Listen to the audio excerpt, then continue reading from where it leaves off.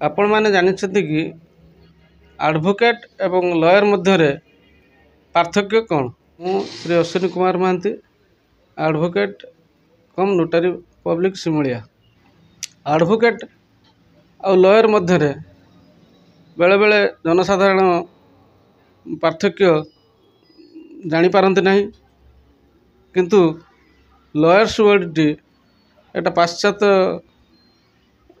शब्द अटे, किंतु एडवोकेट और लॉयर्स दुईटी जाक गोटे अर्थ।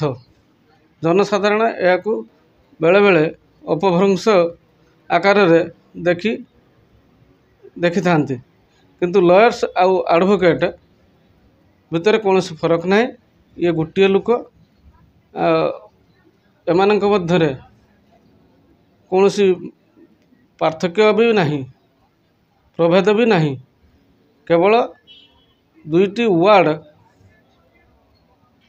आमको पजल असुविधा पकाउछि। यही वार्डटी एडवोकेट वार्डटी आमर इंग्लिश शब्द रोची, किंतु लॉयर्स वार्डटी आमर जो इंग्रेज शासन समय करि आसुथिले बारिस्टर कह जाऊ, लॉयर्स कह जाऊ, एगुड़िक सेमानकर शब्द अटे।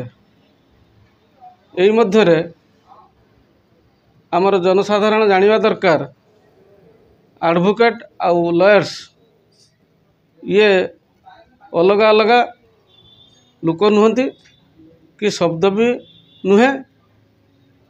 ये केवल गोटे गोटे लोक गोटे कथा, सबू गोटे काम। एडवोकेटर काम जहाँ, लॉयर्स काम मध्य सेया।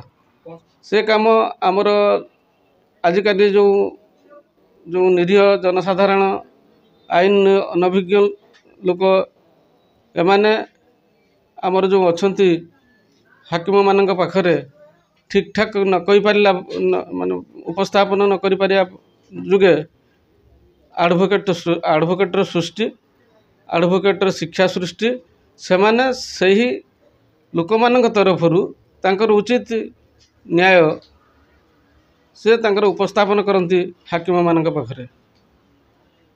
सेमानकु सचेतनता करार अच्छी। सेमाने पजल रहिले विभ्रांतिकर सृष्टि हम। तेणु सेमानकु बुझेबार अच्छी, सचेतनता करार अच्छी। ए दुईटी शब्द गोटे लोक गोटे कथा गोटे काम।